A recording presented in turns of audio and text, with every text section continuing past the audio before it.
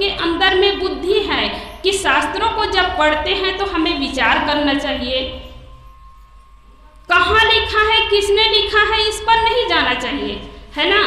कहाँ लिखा है, किसमें लिखा, ये ना क्या लिखा है उसको देखना चाहिए। जैसे आपके पैर में कहीं कांटा चुभ जाए, खेत आप गए हैं कमाने के लिए, कांटा चुभ गया, तो आप कांटा को निकालेंगे कि ये खोज करेंगे कि ये बबूल का है कि क्या क्या और पेड़ है उसका कांटा है, तो खोज करेंगे तब। ऐसा नहीं, उसको आप पहले निकालेंगे। ऐसे ही कौन से शास्त्र में लिखे हैं, कौन महापुरुष बोले, ये मायने नहीं रखता है। क्या लिखा है इस पर विचार करना चाहिए। और इस पर लोग विचार नहीं करते हैं कि सोचते हैं कि ब्याज गद्दी पर बैठ करके कोई बोल दे कि 2 2 5 होता है। अब लोग सोचते हैं कि 2 2 तो 4 होता है, 2 2 5 कैसे होगा। फिर आदमी का मन कमजोर हो जाता है कि इतने बड़े महापुरुष हैं, इतने बड़े महापुरुष ब्याज गद्दी पर बैठ करके बोल रहा है 2 2 5, तो जरूर 2 2 5 ही होगा। और छोटा बच्चा जो 2 साल का है वो बोल देगा 2 2 4, तो आप सोचेंगे कि ये तो बहुत छोटा बच्चा है, ये इसकी बात सत्य नहीं हो सकती है। लेकिन महापुरुष बोल दिए, और यही हो रहा है कि इसी कारण लोग भ्रम कल्पना में पड़ रहे हैं। आकाश से उतर करके कोई नहीं आता है, सब माँ के गर्भ से जन्म लेता है।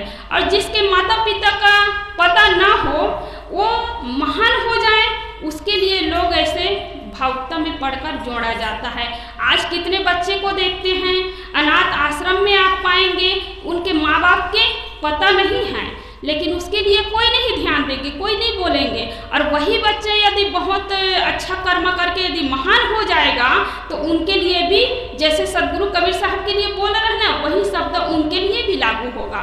तो आदमी कर्म करके जब महान हो जाता है तो उसके लिए जोड़ दिया जाता है। सीता माता के माता पिता का पता नहीं चला, है ना, तो उनके लिए भी कह दिया कि धरती फोड़कर जन्म ली। धरती फोड़कर कोई जन्म नहीं लेता है, और अंत में धरती में समा गई।